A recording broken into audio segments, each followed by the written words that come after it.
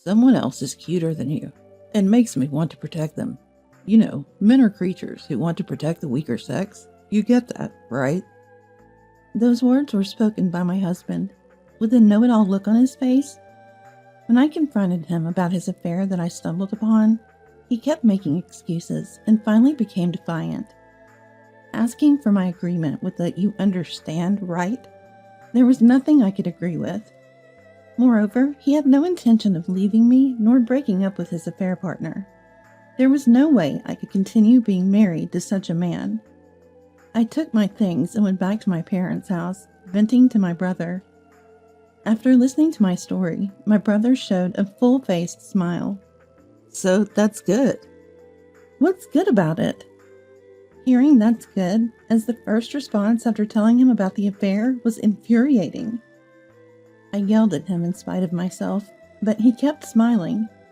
Then, I noticed a fierce anger in my brother's eyes, not matching his smile. My name is Rolla. I'm 31 years old. Jim and I were colleagues at the same company. Since joining, we consulted each other about work and supported each other, becoming friends who could talk about anything. We often went out for drinks, deepening our relationship by talking, not just about work, but also about personal matters. A few months later, after a company drinking party, it became just the two of us going home, and that's when Jim confessed his feelings. Drawn to Jim's bright, sociable, and incredibly kind and easy-to-talk-to nature, I didn't hesitate to accept, and we started dating. Even while dating, we consulted about work and would have meals together after work, smoothly continuing our relationship. Both of us loved seeing different sceneries, so we went on trips on weekends, and even traveled abroad during long vacations. Spending more and more time with Jim, I found myself increasingly drawn to him, and eventually I wanted to be with him forever. Then, in our 5th year joining the company, Jim surprised me with a proposal. I remember not being able to stop my tears of joy when he opened the ring box in a private room of a glamorous restaurant. There was no need to refuse, and I accepted the proposal right there.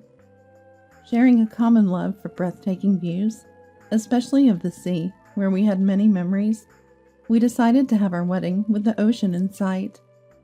Blessed with good weather, it was the best day. Loving my job and wanting to talk more about work with Jim, I planned to continue working at the same place after marriage. But working in the same environment as a married couple proved to be difficult, so I transferred to a different branch where I could continue with similar job responsibilities. 3 years into our marriage, we're still happily married. We go out to eat several times a month and travel a few times a year. We have a good relationship with Jim's parents and lead a happy married life. To outsiders, we must have seemed like the perfect couple, and I felt the same way. However, that perception only lasted until this day. One day, since the next day was a holiday, Jim and I had planned to dine out leisurely after work as usual. But when work was winding down, I received a message from Jim. Sorry, Rolla, something came up today, and I've been invited to dinner by a client. They've been really good to us lately, and I couldn't say no, so I can't make it to our dinner. I was disappointed, but that's okay. We can go to the restaurant another time. I was looking forward to trying it out. When I suggested this, Yeah, I'll make it up to you for sure. I'll probably be late, so go ahead and sleep without me. See you. And he hurried off. Just as I was about to finish up work and head home, my phone rang. It was my friend Mary. Hello, Rolla. Are you free tonight? Want to grab a drink? It's been a while. That's perfect. Jim's out for dinner with a client tonight, so I'm free. Mary is my best friend. She works in a different department at the same company. She gave a speech at our wedding and sometimes comes over to our house. Since she and Jim are also batch mates, we've met up a few times. The 3 of us, and it's always fun. We casually drink when we can meet up like today. We decided to meet at the nearest station close to my home, so I left the office and headed there. The train timing was perfect, and I arrived at the station quite early, but Mary was already waiting. Sorry to keep you waiting. Long time no see. I just got here too. We chatted a bit and headed to the restaurant. There's a fairly large entertainment district on the way from the nearest station to our home. We entered a restaurant just off the main street of that district. Starting with a toast with beer, we began catching up as usual. How have you been recently? Is Jim doing well? Yeah, he's fine. Same as always, I guess. Work has settled down a bit, so we're not as exhausted as before. How about you, Mary? Were you working around here today? Yeah, exactly. This area is part of my territory, so I come here occasionally. On the contrary, I've been swamped with client meetings since the beginning of the month. Totally worn out. At this rate, no man will come near me. Mary is the very definition of a career woman. Beautiful face and figure, but her straightforward personality and strong will seem to keep men at bay. After sharing what's on our minds and feeling motivated to keep pushing forward, we left the restaurant in the usual cheerful mood. This entertainment district has such a great vibe. Mind if we take a little walk back? To which I replied, sure, let's walk off the alcohol, and I'll walk you to the station. So we decided to stroll through the entertainment district towards the station. Our conversation continued as we walked. Rolla, you're lucky. You found a good husband, and your married life seems to be going well. Are you thinking about having kids soon? Well, we don't really talk about it much. We both love our jobs, and I worry about how pregnancy might affect my work. We think someday, but it's hard to find the right timing. As we talked and walked, a certain restaurant came into view. It was the restaurant Jim and I were supposed to dine at today. Its windows were made of glass, allowing a view into the dimly lit, elegant interior. The orange chandeliers inside were probably dimmed on purpose. Just as I thought, I'd like to come here next time. I spotted a familiar figure. I stopped in my tracks. Rolla, what's wrong? Unable to respond to Mary, I kept my focus on the restaurant. In my line of sight was Jim. Sitting across the table from him was an unfamiliar woman. She seemed a bit younger than me, wearing clothes that exposed a lot of skin. Jim had said he was dining with a client today, but the woman sitting opposite him didn't seem like a work-related acquaintance. They were chatting and laughing. Isn't that Jim? What's going on? Mary seemed to have noticed Jim inside the restaurant too. I didn't know what to do, shocked. Seeing my reaction, Mary spoke up. Rolla, maybe you should confront him directly. Yeah, you're right. I took out my mobile phone from my bag and took a photo of Jim and the unfamiliar woman. As I calmed down, anger started to well up. Mary suggested, Do you want me to come with you to confront him? He might be more likely to tell the truth if it's both of us. As we reached the station, Thank you, but it's a family matter. I'll talk to him myself. But I declined. After parting ways with Mary, I struggled to contain my growing anger on the way home. About an hour after I got home, Jim returned. I'm home. Welcome back. How was your dinner with the client? It was tough. They wanted to go to a second place because they drink a lot, but I guess I made a good impression. Right after Jim finished speaking, I showed him the photo on my mobile phone. Is this the person from the client side? Quite young, isn't she? Her outfit doesn't seem suitable for work. Did she change before meeting you? Why? You didn't follow me, did you? Of course not. I was out with Mary. We just happened to see you on our way back. Is she really a client? Which company does she work for? Having dinner in such a fancy restaurant? Well, What, can't answer? She's not someone you need to hide from me, right? I'm sorry. Sorry? Are you cheating? Is this woman your affair partner? Answer me. Yes. I broke down crying. Why? Why is this happening? I thought we were doing well. It's your fault. You're always busy with work and take care of home, but I wanted you to pay more attention to me. You are strong and independent, but that girl is cute and makes me want to protect her. I eventually found it more enjoyable to be with her than with you." Hearing those words, I was devastated. Did Jim no longer have feelings for me? He's clearly fallen for his affair partner. I would have preferred it if he had just said it was just for one night, or only about physical attraction. I couldn't stand it any longer, and packed the essentials before storming out of the house. Dragging my carry-on, I barely caught the last train home to my parents' house. The journey home felt longer than usual. I can't remember what I was thinking. Maybe I was too hurt to think about anything at all. Before I knew it, I was standing in front of my parents' house. I had a key, but since I hadn't called ahead, I rang the doorbell. My brother David opened the door. "David?" "It's been a while. What are you doing here at this hour?" David is all about his work. After graduating, he worked for a major corporation for 3 years before starting his own business. His sales have been steadily increasing, and now he's the president of a company with dozens of employees. He hardly ever comes home, and he even missed my wedding because of an important business deal.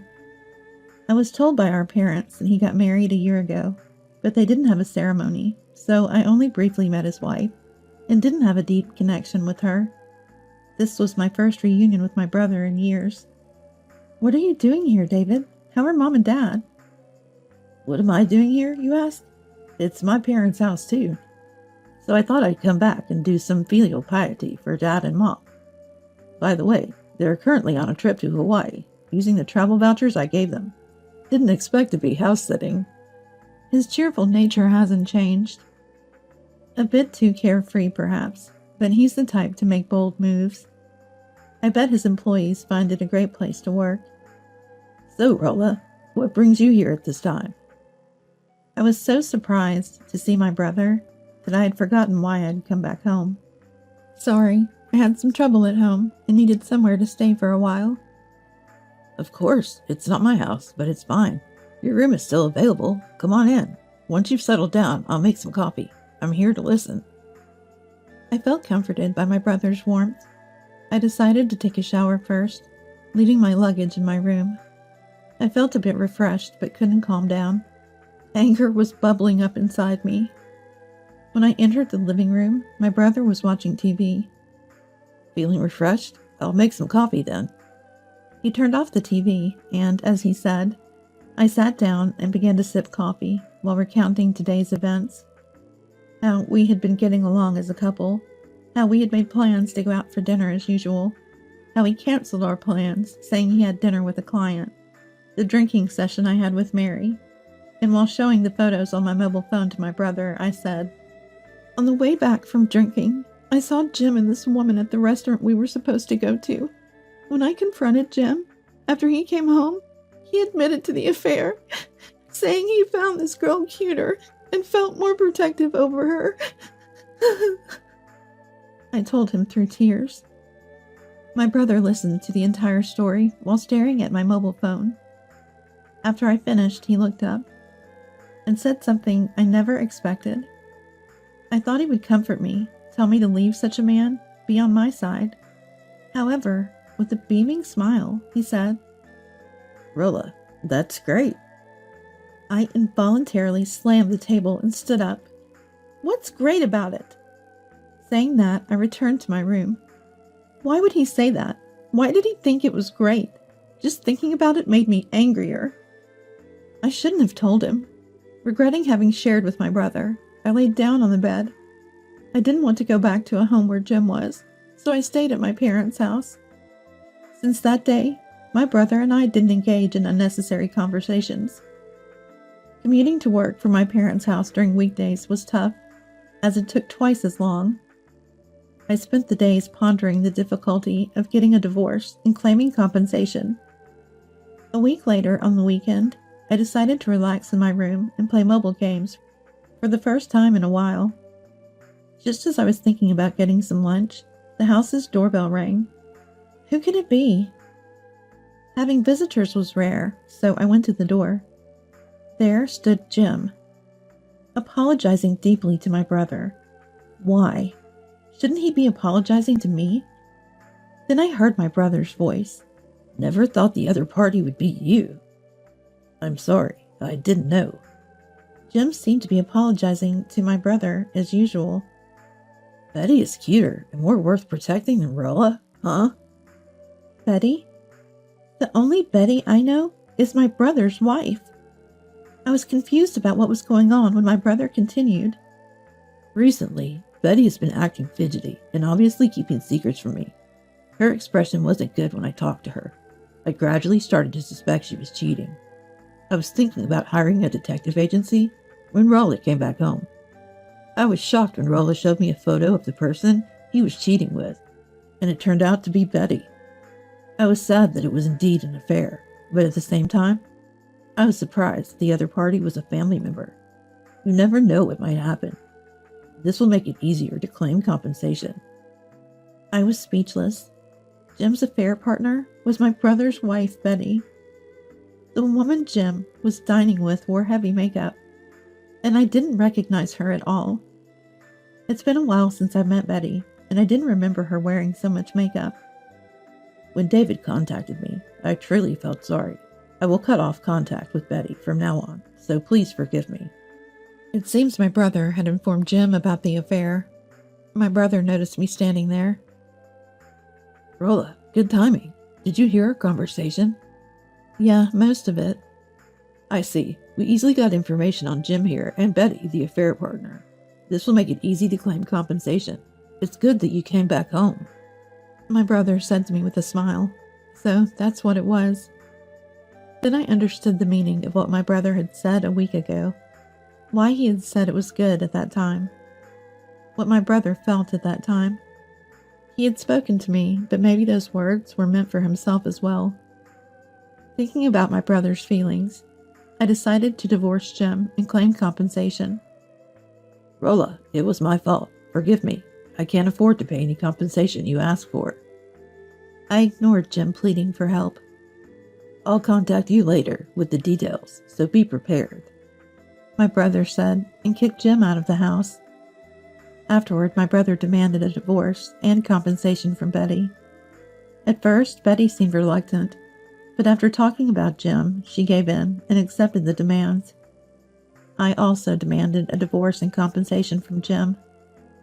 Jim readily agreed, probably because my brother had already made it clear to him. When the divorce was finally settled, I received a call. It was from Jim's mother. Expecting to be yelled at for why we divorced, I nervously answered the phone to hear an apology. It was an apology call, saying they were truly sorry for what Jim had done. It seems Jim blamed the divorce on Betty, and Betty blamed Jim for causing the divorce, leading to their breakup. The parents acknowledged numerous times for their unworthy son. They said they had disowned Jim. Hearing this from my in-laws made me feel somewhat relieved. Jim is now disowned by his parents, with no one to rely on, all alone. I decided to start anew. Then one day, Jim came to my parents' house asking for a reduction in the compensation. Please, can you reduce the compensation? I quit my job and have no income coming in. That's none of my business. Do you understand how I felt being cheated on? There's no way I'll reduce the compensation until my feelings are healed. Get out, I said, and turned him away. But the next week, and the week after that, he kept coming to my parents' house asking for a reduction in the compensation. No matter how many times you come, the compensation won't change. If you keep coming here, I'll call the police. I responded calmly. However, Jim seemed to think I wouldn't really call the police on him. His demands at the doorstep went from wanting to reduce the compensation to wanting to stop paying altogether, and he even offered reconciliation from a strangely superior stance. When I used my mobile phone to call the police right in front of him, Jim's demeanor changed, and he dashed out of the house. The police told me not to open the door anymore, and I decided to use an intercom with a monitor, so I could pretend not to be home if it was Jim.